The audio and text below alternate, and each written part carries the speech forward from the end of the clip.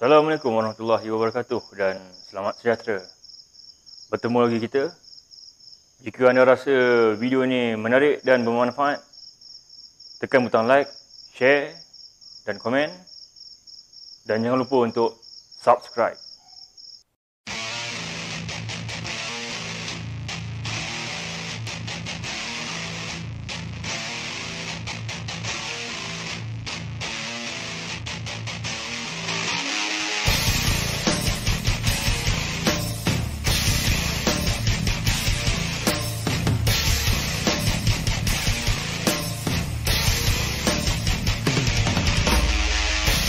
Rumah lama, hospital.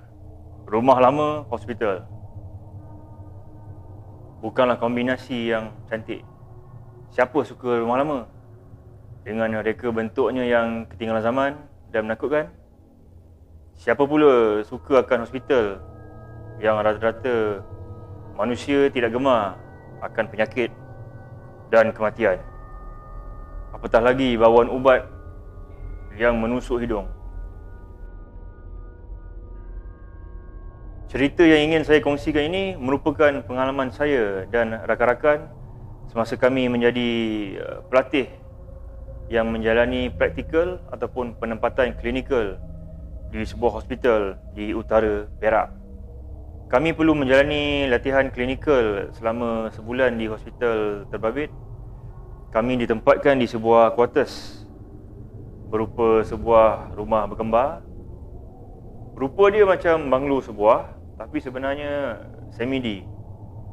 Walaupun yang praktikal tu sama batch, tapi tak semua penempatan yang sama. Ada yang praktikal di kecemasan, ada di unit kesihatan awam dan persekitaran, dan ada di Dewan Bersalin. Yang ke kecemasan dan kesihatan awam, praktikal sebulan ataupun 4 minggu. Yang di Dewan Bersalin cuma 2 minggu. Saya di unit kesihatan awam, jadi dalam sebulan tu kami serumah akan bertukar 2 kali kawan-kawan yang praktikal di Dewan Bersalin. Kalau untung dapatlah sepanjang masa geng sekepala. Paling tak pun kalau dapat geng tak best yang 2 minggu tu, nanti tukarlah geng seterusnya yang best. Yang celaka kalau 2 kali tukar, dua-dua entah manusia jenis apa. Masa saya praktikal tu, geng sebulan semua best. Jadi saya dan 3 ke 4 kawan lagi, saya ingat, naik satu kereta dari KL, tumpang kereta seorang kawan, seorang mamak yang bernama Zaid. Jadi saya, Zaid dan 2 atau 3 lagi kawan, kami berkumpul di KL sebelah petang, terus gerak ke utara Perak, ke quarters tu. Kami sampai rasanya dah lewat lebih kurang pukul 10 malam. Rumah yang kami duduk tu, rumah sebelah kiri, kan rumah semi-D. Masa tu dah gelap, memang klise. Kiri kanan banyak pokok, tak nampak rumah lain. Depan pun sama gelap, cuma nampak blok-blok quarters kosong yang dah tak ada penghuni. Belakang quarters kami duduk tu hospital. Sampai je kami agak terkejut sebab keadaan rumah tu yang tak berkemas, kotor, bahagian dapur dan tandas cukup sadis dan keji. Dengan tandas tak berlampu, kotor, dapur pun kotor. Bahagian lantai rumah tu memang langsung tak boleh nak berkaki ayam. Memang kena pakai selipar. Bunyi macam tak bersyukur dan manja kan. Dia punya kotor bukan habuk. Sampah-sampah kertas, kotor-kotor biasa. Tapi kotor macam rumah yang dah bertahun-tahun ditinggal kan. Macam tak pernah dibersihkan oleh seorang makhluk yang bernama manusia. Hariah dia. Siapa yang duduk quarters tu sebelum tu memang bukan keturunan manusia. Busuk punya orang. Ingat, dalam Islam sendiri mementingkan kebersihan. Dan kebersihan sebahagian daripada iman. Jangan melaung-laung diri kau Islam kalau hidup pemalas dan bergelumang dalam kekotoran. Itu pun ada 2-3 kawan yang sampai lebih awal, yang sampai belah petang, dah kemas sikit rumah tu. Kami kemas barang semua, tukar baju. Saya ingat nak mandi tapi tak jadi. tandas macam dalam filem Saw. Masa nak buang air, berlari seekor tikus, entah dari mana, dari pintu dapur, dari luar, masuk dalam mangkuk tandas. Kalau tak silap, lebih kurang 10 orang duduk quarters tu, ataupun lebih, saya pun tak ingat. Dan pada malam pertama kami sampai tu, ada seorang dua yang lambat. Ada seorang tu kata dia sampai lewat sikit. Lewat tak lewat, dia kata mungkin sampai dalam 2-3 pagi. Saya dah penat dan malas nak fikir, apatah lagi pandang quarters tu. Terus lelap pukul 11 lebih tu. Nak borak pun tak ada hati. Kami berempat satu bilik. Kebanyakan yang lain pun tidur lah. Adalah seorang dua yang lepak isap rokok depan rumah layan angin malam sebelum tidur. Nak dijadikan cerita, ada dua kawan saya ni main Dota ke main Counter Strike. Saya pun tak ingat, saya pun bukan gamer. Masa tu dah pukul 2-3 pagi. Kawan yang seorang yang kata lewat sampai tu, tak sampai-sampai. Jadi kawan yang main game ni, dua-dua leka. Mata dah merah pun tahan ni main game. Tengah-tengah syok main, kawan yang seorang tu, saya namakan dia sebagai Kimi, terdengar dekat luar macam orang berjalan nak tanggalkan slipper ataupun kasut. Kan bila kita pijak simen atau permukaan berpasir, ada bunyi kasut bergesek. Itulah yang dia dengar. Dia pun buat bodoh je lah, ingatkan kawan yang lewat tu dah sampai. Bunyi tu lama juga, pelik, tak masuk-masuk kawan tu. Dia terus main game. Dah lama tu dia ingat dia main berdua lah, sebab dua-dua main pakai headphone, siap jerit-jerit excited. Tahulah bila main game. Tengok-tengok member yang seorang tu dah tertidur. Apa lagi, dia pun tutup laptop, dia pun tidur. Esoknya saya yang buntu fikir macam mana nak mandi. Akhirnya aku mandi dekat sinki dapur ikut kawan-kawan yang lain. Habis banjir, basah dapur tu. Nasib air mengalir ke pintu keluar, bukan ke depan. Tengah hari tu, masa waktu rehat, seorang pensyarah datang melawat. Pagi tu saya ada perasan dekat bilik kami tidur tu ada kulit ular, taklah panjang mana, dalam lebih kurang 3 kaki, sangkut dekat jaring grill. Kan style grill zaman dulu, jaring ditutup tingkap. Dekat situ lah kulit ular sangkut. Ingatkan dia nak tunjukkan kerisauan ke, atau paling kurang pun cakap nanti saya call sesiapa cek. Tahu dia kata apa? Tak ada apa ni. Dah lah kami mengadu pasal rumah. Rumah okey lah, boleh duduk. Tapi dapur tandas, dia kata biasalah tu kalau cikgu menonton video ni.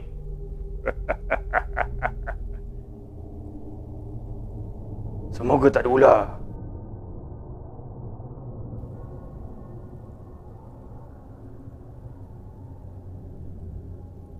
Kami tengok rumah sebelah,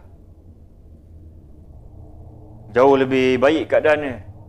Kami entah ikut tingkap, taklah kotor mana. Setakat habuk perabot bersepah, kita orang boleh kemas.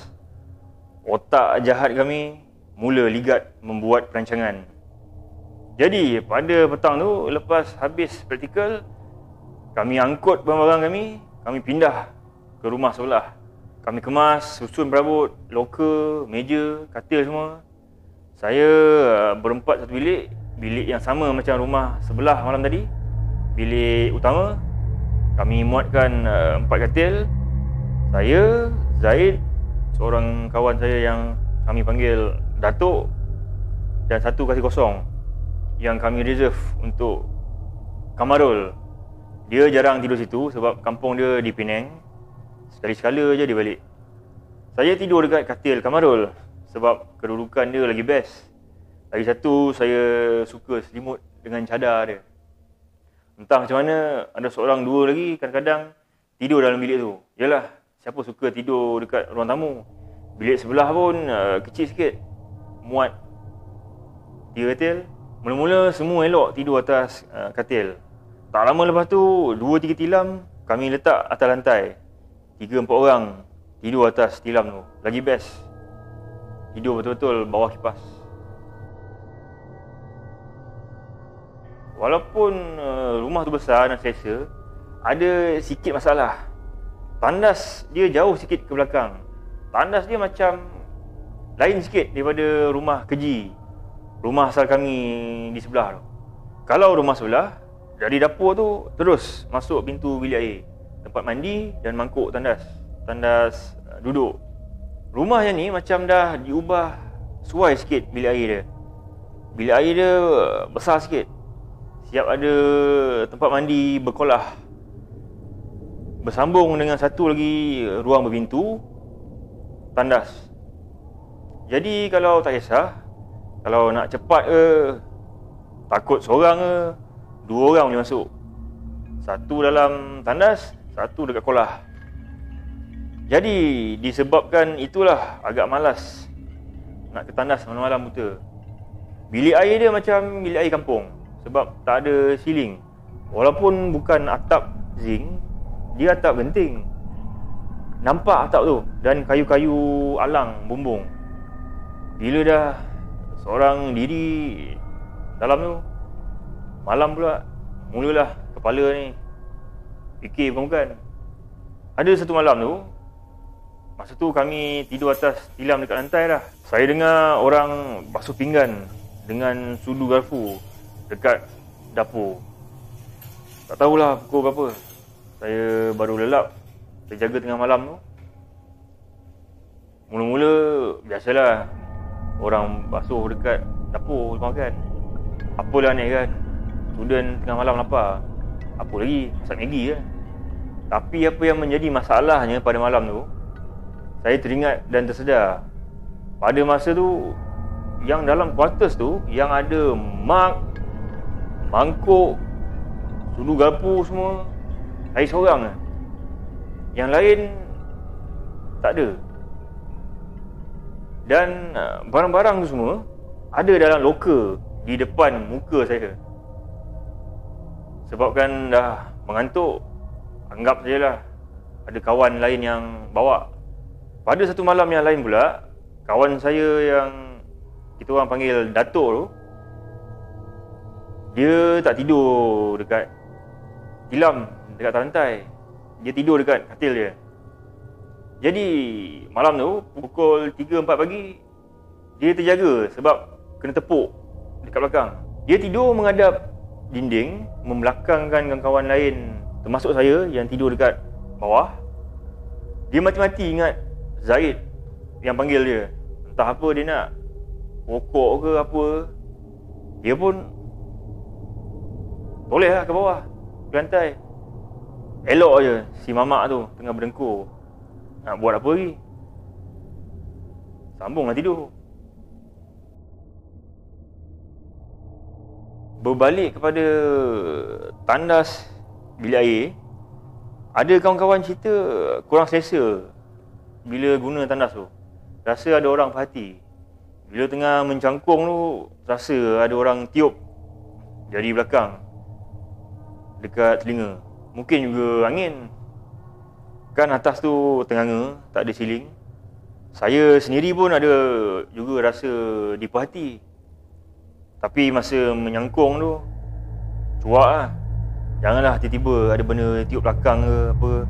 Nasib lah, tak ada apa-apa. Gangguan lain saya tak tahulah. Mungkin kami buat tak tahu atau tak perasan. Tak pun kami tak kaitkan dengan benda-benda seram atau mistik. Kemuncaknya, seram ada, kelakar pun ada. Tempat kami buat latihan klinikal ni dekat dengan sempadan 3 negeri. Memang syok lah berjalan. Kejap ke Kedah, kejap ke Penang, kejap balik semula ke Perak. Jadi pada malam tu kami bercadang ke Penang, makan kuih tiaw special. Kami pergi 2 kereta. Si Kamarul budak Penang ni yang bawa. Saya naik kereta dia. Tapi saya rasa kawan saya yang Zahid tu tak ikut. Dia balik rumah saja. Tu adalah 3-4 orang yang tak nak ikut. tinggallah diorang dekat quarters tu.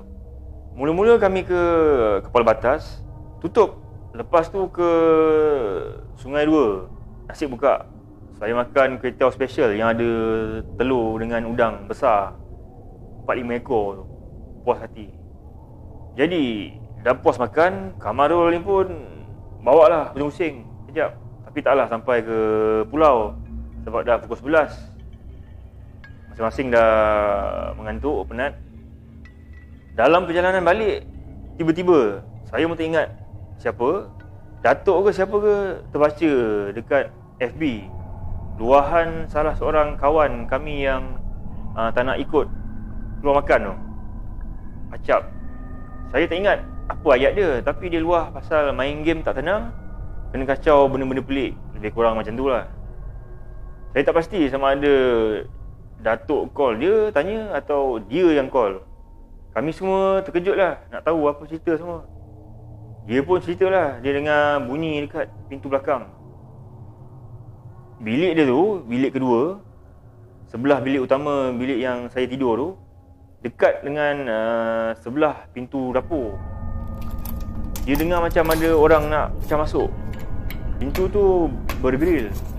Jadi dia dengar macam ada orang nak buka grill tu. Tapi bila intai, tak ada siapa. Kami jadi lagi excited lah nak dengar. Cerita penuh. Bila sampai nanti? Sampai je, semua serbu bilik dia. Acap pun cerita. Dia tengah syok main game. Game apa dah, Counter Strike kot. Dengan seorang lagi kawan, pakai headphone semua. Lagi seorang member ni tengah leka dengan handphone, layan awek ke apa. Tak perasan member tengah ketakutan. Dalam pakai headphone tu, dia terdengar bunyi bising dekat belakang rumah, dekat pintu dapur tu. Dia pun cuak lah, ingat ada penyamun ke apa ke. Dia pun intai tengok, tak ada siapa. Dia pun sambung main game. Bunyi lagi. Dua-dua dah tak senang duduk, tak tahu nak buat apa. Bila intai tak ada orang. Lagi satu, lampu luar tu belakang tu memang pasang, jadi nampak jelas lah. Tiba-tiba lampu dekat dapur tak buat hal. Dia klip-klip. Oh, member ni cuak bertambah cuak lah. Nasib kami balik awal. Ada sekali tu, bilik nombor 2 tu juga, bilik yang menghadap bahagian belakang quarters tu. Belakang quarters tu kan hospital, ada kawasan lapang. Jadi petang-petang kami selalu juga dengar bunyi orang potong rumput. Tapi masalahnya, tak ada pula nampak orang potong rumput. Sebab dah petang kan, dah nak senja, takkanlah rajin sangat kami nak intai, kaji, nak siasat semua. Buat tak indah je lah.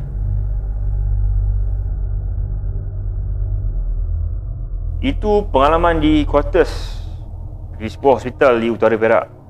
Semasa saya di sebuah lagi quarters, semasa penempatan klinikal selama 2 minggu di sebuah hospital, lebih kurang 30 km dari Tanjung Rambutan. Kami bertiga, tapi seorang tu tak duduk sangat. Adalah dalam 2-3 kali dia balik situ. Kami duduk di quarters berbentuk rumah flat. Jadi tinggallah kami berdua, saya dan kawan saya, Arif. Rumah tu boleh tahan juga lah besar. Ada 3 bilik, ruang tamu, dapur agak luas, siap ada balcony, boleh sedia baju. Tapi balcony tu penuh dengan najis burung. Masalahnya rumah tu, pintu utama dia rosak. Tombol pun tak ada. Cuma guna dawai untuk sangkut pintu tu dekat paku. Redor je lah. Lagipun takkanlah orang nak pecah masuk. Satu malam tu tak lewat pun, baru dalam pukul 10-11, kami berdua, saya dengan Arif tu, berborak lah. Dah kenyang semua, tak ada apa dah nak buat. Gelak-gelak, hura-hura, merepek-repek semua. Tiba-tiba dekat luar pintu